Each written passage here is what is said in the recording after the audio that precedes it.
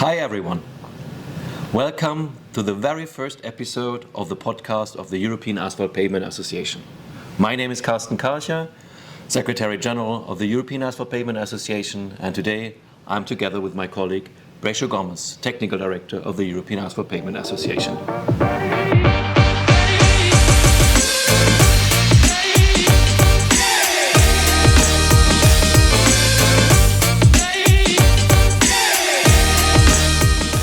I'm very excited as well of being in this first episode.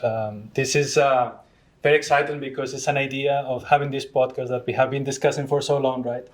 I think it's been at least 1 year that we had the idea of starting with a podcast, but for one reason or the other, we had to be postponing, and now, well, finally it came true. So this is the first podcast. It's so strange to be here. Right now, the office looks like a TV studio. People cannot see it, but we have cameras everywhere, lights, and so. And it's strange, but it's a good feeling, I would say. Yeah, it took us a long time to bring all the equipment together, to have everything in place, and we are not only the two of us in this room. There's many more people here, so I cannot count them how many there are, and. It will be an exciting journey. So what is the goal? What is the plan that we have behind that? Well, we discuss it a lot. What kind of podcast we would want to have. When you go online, you can see thousands literally of podcasts nowadays. So I remember one of the discussions we had, right, was do we want something technical to learn about certain topics of the sector, very technical, so inviting technical people to learn from the best, or we want something more focused on the person we are interviewing, the guests, maybe professional careers, trying to inspire other people.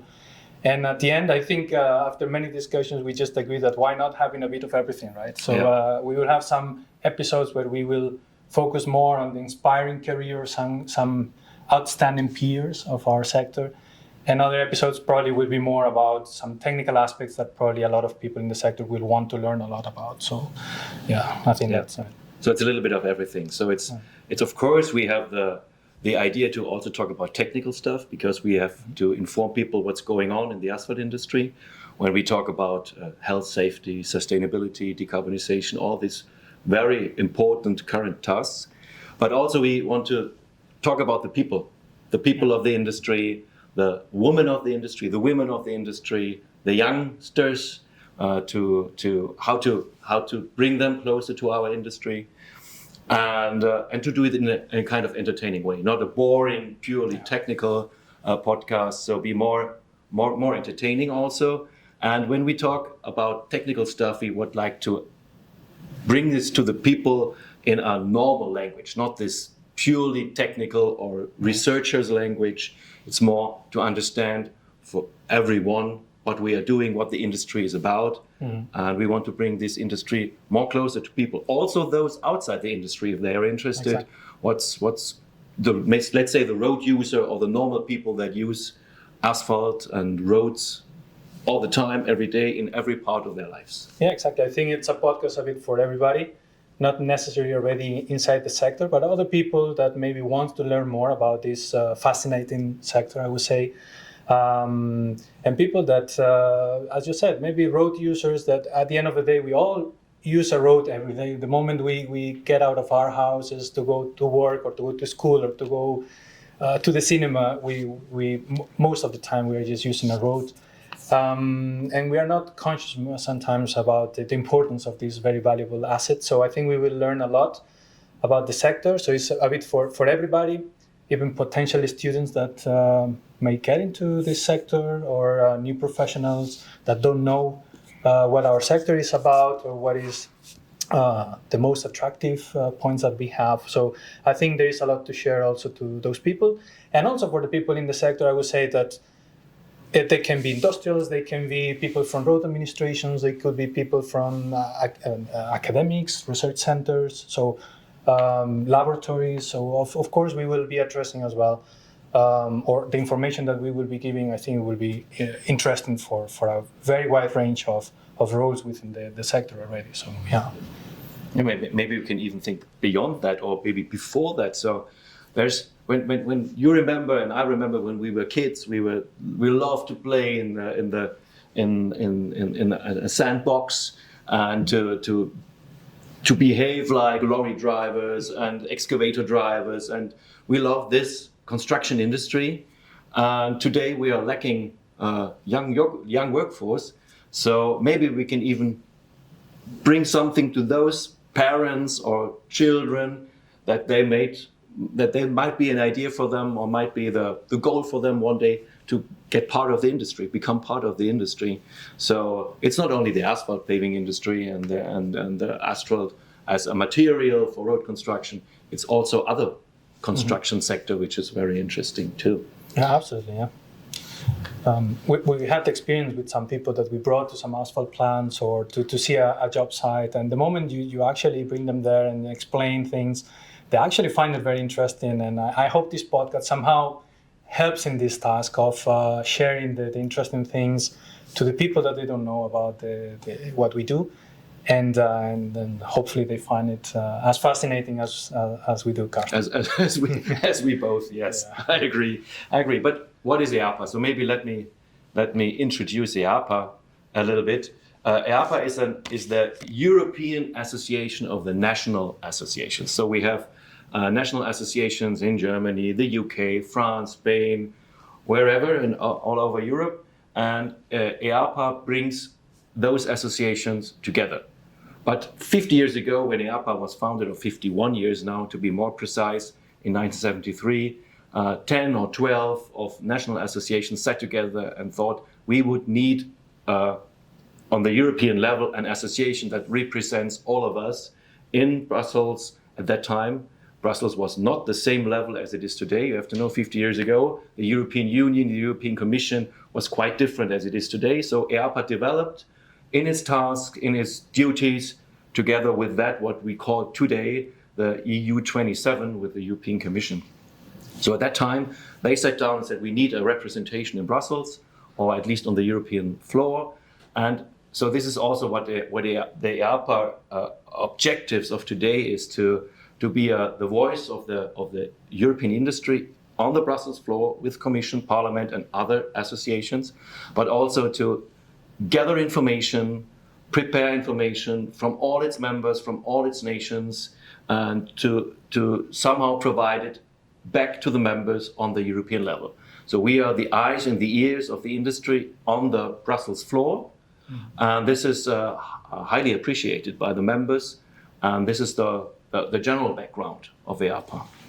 Yes, indeed, and I think it's interesting that you mentioned the European floor, because when we have the meetings with our members, all of them they have the expertise on what is going on in their respective countries, and this is why EAPA is a very interesting platform to share what is going on in different countries, and each of them can learn what can come next, maybe new regulations or new trends in the industry, or technical procedures or things like that. So they learn from each other, and this is, I think, is a fundamental mission of EAPA, or a fundamental benefit that our members have. So when I like to read the EAPA mission statement just to get an understanding what is the core goals of this association, and it has not much changed in the last 50 years since EAPA was founded. So EAPA is the voice of the asphalt paving industry in Europe and works to ensure that the use of asphalt as its optimum choice for the construction and maintenance of the vital European road infrastructure is fully appreciated, promoted, and implemented. And I think that just describes in one or two sentences what we just mentioned before. And the reason why we need such an association is that it's a big industry. It's a powerful industry. So when you just think about roads in, let's say, Europe, we are the European Association, let's talk about European roads. So much more than 90% of all the roads have a black cover, have an asphalt cover, or are made fully out of asphalt. So this is the most dominant road material, road paving material. And we have more than 4,000 production sites in Europe, and over 10,000 companies are involved in this business in Europe. So that's really important industry in Europe. That's also the reason why we need an European association. And maybe you'll give me the chance to also talk about the members. And we have EAPA is of course, it's not limited to the EU 27. We also have members from outside Europe, which is Norway, for example, which is Turkey. And we have in total at the moment 17 national associations which are members of EAPA. And also we have associate members, which are equipment producers or additive suppliers, so which give a support to the whole industry, not only the asphalt producing companies and the paving companies or road construction companies, but also additive or associate members, which I just mentioned. So it's a group of 50 companies and associations, and all behind those companies and associations are people. So we have people acting on different committees of EAPA in this sense. And I think you are the best person to talk about the EAPA committees, just to give a little bit of an idea what we are doing in these committees and what is the core topics. Right, so yes, as technical director, I'm very involved in the activities of the committees. At the moment we have 3 big committees on health, safety and environment. That is one of the committees. We have another one is the technical committee. And we recently, just a couple of years ago, or actually 3 years ago, I think, we launched the Committee of Asphalt 4.0, which is the committee where we try to communicate on digital technologies for the sector. So it's very important, and this is why we started so recently. And in these committees, we do a lot of activities, as I said before, sharing what is going on in different countries, creating our own publications, our own information for the industry. And this is actually, I could relate this to what you asked before, like why is EAPA important for our members? And I would like to give an example. Last year, we published a document, these recommendations of the asphalt industry for road administrations on how to maximize the circular economy of the sector. And we had a lot of discussions there. We put everything on a paper. And at the end of the day, what we have in this document are the recommendations of all of us, and I think this is clearly a function of the association, because if each country have to figure out what is the position, and then they have to give different opinions, for example, when there is a European consultation, or when we have to talk to the policymakers or decision makers in different countries, that is very complicated. But we do this task already in EAPA of discussing things, exchanging, seeing what is going on in different countries, and then we all come to one single position, and with that, I think we are stronger in communicating what is our position, what is our opinion. So this is also something that we do in the committees, and I think it's a fundamental function of EAPA. Yeah. Yeah, and we don't create publications just for the for the sake of having a publication. There's always a target group and a reason why we create these documents, because we think from the industry that it's necessary. So we have technical documentations, we have technical briefings, and we have also this kind of position papers. Of course, each industry association has a position. That's also what we have. And you can all find these publications whenever you might be interested on the EAPA website. Mm-hmm. So a web page. So it's www.eapa.org, and you can find everything there, and also in the notes of the podcast, of course. And so I'd like to mention the YouTube channel and all the videos we have there, and the podcast and now. The podcast now. So we know we have a podcast. Yes. Yeah, and the publications. So there are various different fields. So it tackles the sustainability, it tackles the circular economy, it tackles decarbonization, it tackles, of course, technical stuff like why do we need low temperature asphalt, how can we apply low temperature asphalt, you just mentioned that before. So there's various fields, and it all comes out of our current work, and this is, so to say, the summary of that, what we did on the European level and the outcome at the end. Yeah, so, and this is what we have been doing already like for 50 years. Yeah. Right? True. Yeah, so we I think one of the first magazines of EAPA, so we have every two times, 3 times a year, we have a magazine, which is more comprehensive, 50 pages or so. And the magazine is, I think we had the first one in 90, So it's also more than 30 years now. And there's also, it summarizes what we do, and it also gives an insight about what's going on in Brussels and in EAPA. Right. Yeah. And we also talk about the campaigns there. So the campaigns is something that's one of our large, let's say, communication part. We have a strong communication department which just developed in the last years inside EAPA. So at the beginning you did some, we had the magazine and the newsletter very recently. And then we started to have social media communication. Of course, we have a website, which I think is very attractive, with a lot of information for everyone, for every person that is somehow related to asphalt might be the expert or the person who's searching what is asphalt. Mm-hmm. So it's there, and it's also part of the communication. But we recently just started some campaigns. Yes, for example, one that I like very much is the Asphalt Heroes campaigns, where we try to give visibility to different people within our sector, like carrying out different activities or different roles, and showing us or letting us know what are their superpowers, what do they use every day to do their job. So I think it's a very nice campaign that people can see on our website and in the social media channels, of course. Mm. And I'd like to mention in this that it was something that you pushed really strong, because it came out of a workshop that we did together a few years ago which was organized by EAPA, and we were 100 people, gathered 100 people in Paris for EAPA symposium, and one of the sessions was a workshop to create ideas in communication for the industry, for EAPA. And this Asphalt Heroes is an outcome of that. And we see it now, and we have many engaged young people from all fields of our business, of the supply chain for asphalt pavements, to give their contributions, why they think they are important for the asphalt industry. And we also think that, of course, and they are, and they have some superpower. And we present this kind of superpower in the Asphalt Heroes campaign. So this is something that really comes out of the membership, and we brought it to a certain level.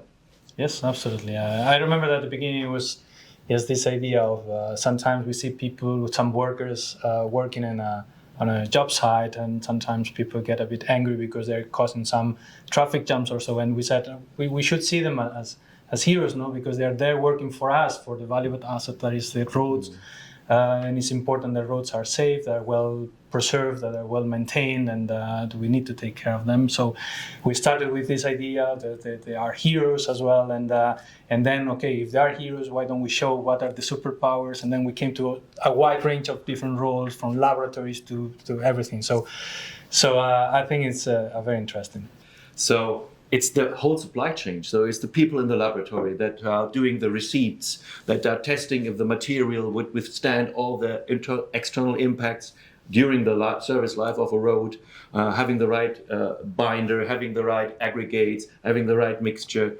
The engineers also thinking about how to design this pavement. And then you have I can just give examples of some of those in the supply chain. You have the lorry driver which brings the hot asphalt to the asphalt mixing plant, to the job site. We have the person mixing the asphalt in the asphalt mixing plant. Mm-hmm. You have someone who's surveying the condition of the road surface, the engineer preparing some maintenance work, the recycler people taking back the milled off material, which is then a new material to be reused in asphalt. So all these people in this chain are very important, that the whole system works, and that we have this great roads in as the backbone of our society. Yeah, absolutely, and this is why this campaign also helped us showing people outside the industry that we have a super wide range of different roles. So there is a job position for everybody. I would say whatever you like, I think you can have a job in the paving sector that fits your expectations, I would say. Definitely. We also have other campaigns, which is the Runners of Asphalt, Cyclists of Asphalt, which we the latest, the second one, the Cyclists of Asphalt, we just just started that. But Runners Love Asphalt. You and me, we were running in Paris with the shirts on. We have some nice, very nice shirts. So we have several editions now, and you can even buy this kind of shirts on a platform which is provided. So an online shop which is provided by the Deutsche Asphaltverband, the German Asphalt Pavement Association, and it's a very nice design. I like it. You also like the design, I guess. Of course, yes. We had already a few, some different colors and different styles, but all of them are nice and very good for running, actually. Yes. So that's what they are meant for. Yes. So it's very good, and I remember that, as you mentioned, even sometimes when we have to meet for some meetings, some committee meetings or a congress or so, a few of us bring the t-shirts and take advantage to go out for a quick jog, right? Yeah, and it shows that runners prefer a reliable ground and surface to run on, and asphalt definitely provides that. And most of the runs, when you think about the Berlin Marathon or the Madrid Marathon, it's on asphalt. Absolutely. Yeah. So this is a campaign that is related to this Runners Love Asphalt, and we just want to address every runner out there. If he's interested, go to the EAPA website. You will find information about the Runners Love Asphalt also, and where you can get this kind of shirts. And please be active on social media and use the hashtag Runners Love Asphalt to just get part of the community. Mm-hmm. Yeah, absolutely. And I encourage people to get the t-shirts. As I said, good quality t-shirts and nice style. And I think with that we can create a community and try to create more impact on this campaign for people outside the sector as well. And the Cyclists Love Asphalt just came out of this. And so it's, again, cyclists love to roll and cycle on asphalt, and so this is a spin-off of that. Let's say like this. So that's what we will communicate and support and push. Maybe also with let's say alongside the Tour de France or so to bring to the idea to people that asphalt is not only for cars. It's asphalt is for everyone. So asphalt is for if you bring your daughter or son to the kindergarten, you use a pavement which is made out of asphalt. If you are a cyclist, if you are a runner, if you are a car driver, if you're a lorry driver, even railways can have a solid ground which is made out of asphalt. So it's everywhere. Yeah, absolutely. And we are seeing, especially in cities, how they are transforming to be more friendly for the cyclist and having more bike lanes and so. And something that is clear is that asphalt is an optimum material also for cyclists, for bike lanes, not only for cars. And as you mentioned before, if runners love asphalt, absolutely it's important for cyclists as well, that asphalt is in good conditions, that is well maintained, that are not potholes or anything like that. So we need to have good quality asphalt on the bike lanes as well. And this is why we are also trying to create this community of people campaigning for good quality asphalt for cyclists as well. As asphalt is a material that is not only used in Europe, we also have this global perspective. So we are from the European continent. We are the association of the European continent, but of course we have North America, we have South America, we have Australia, Asia, and Africa. And so EAPA is very active also in exchange with the colleagues from these other continents. So representing Europe, we are quite strong in an exchange when it comes to global challenges, let's say lacking workforce, communication on asphalt, research studies. So we work together in this sense, and we also have created a global asphalt pavement alliance where EAPA is an important part. EAPA is chairing this group also, so we come together once a year whenever there's let's say a big conference or one of the largest conference of one of the continents. So this year in 2024, the GAPA meeting will take place in Budapest because there will be the biggest European Congress, the Eurasphalt and Eurobitume Congress in June, 19 to 21st June in 2024 in Budapest. And we will bring delegations from all over the world to this conference, and at the end of the conference, outside the conference, there will be the GAPA meeting. So EAPA is highly involved in the exchange with the colleagues, especially from the National Asphalt Pavement Association, NAPA, in the US, the colleagues from Zabita from South Africa, the colleagues from AFPA from Australia, the colleagues from Japan, the colleagues from parts of South America. So this is very nice, very interesting to see what they do, and is also very helpful for our understanding and our everyday work here in Europe. Yes, absolutely, because in fact, we mentioned before how important it is for our members to learn from each other, because they know what is going on in their countries, but they also need to learn what is going on around, because to foresee what can happen in their countries as well, and to learn from each other. And this also applies to EAPA, because we know what is going on in Europe, but at the same time, we need to know what is going on in the rest of the world, learn from each other. As you said before, this is why we exchange with other parts of the world. And I could give you the example of the workshop that we did also last year during the World Road Congress in Prague. That's a good example. Yes, we had a symposium or a workshop that we created there with the room completely full with around 150 participants, and basically where we invited representatives from each of these associations that you mentioned to share what is going on in their regions. And then how they're facing the challenges, what are the challenges, and how they are proposing solutions.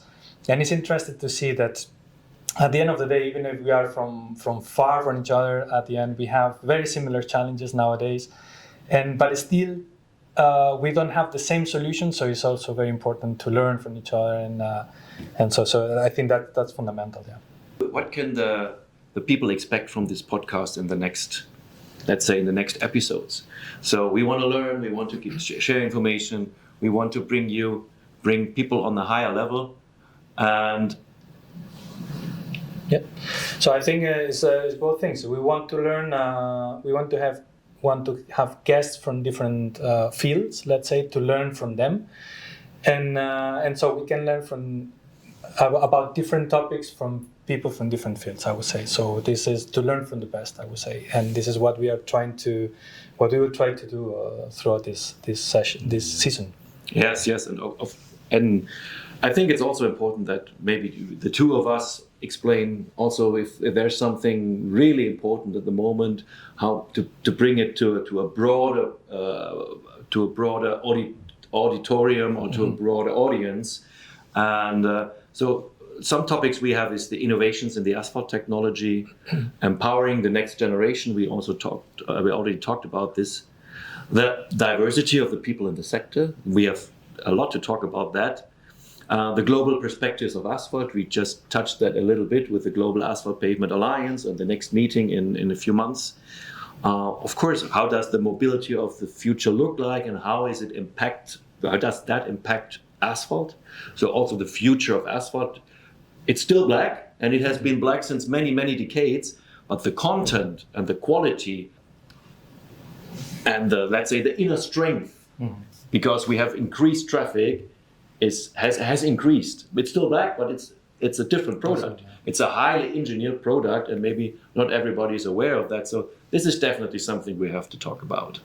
So yeah, that's the very, very interesting topics, and I think that if we just ask people what this podcast will look like, probably they are thinking about it more common topics like sustainability, technical aspects, these kind of things. But we will also have that, but also, for example, this other view, as you just mentioned, like what is the future of asphalt? What is the role of innovations? What is the role of the infrastructure in the resilience and climate adaptation? So all these kind of things we will try to give thinking a bit out of the box, trying to foresee important changes in the future.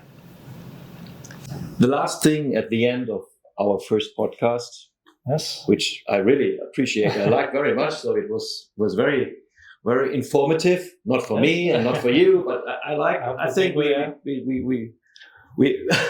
performed quite well together in our role. And so the last thing for me is to say thank you, Breixo, of course, for giving all these insights together. with me. And our social media channels. We will have the videos on YouTube. We will have the audios on Spotify. So all these things, people will be able to subscribe, and then they will be updated every time we have a new episode. And that brings us to the end of today's episode. Check out the description and show notes to find relevant links from this episode. It's been a pleasure to discuss insights and ideas with Breixo, and we hope you found our discussion engaging. Speaking of which, in our next episode, I will be sitting down with a friend, a remarkable woman from Eurobitume. Until then, stay curious and keep paving the way for a brighter future. And we'll see you in the next episode.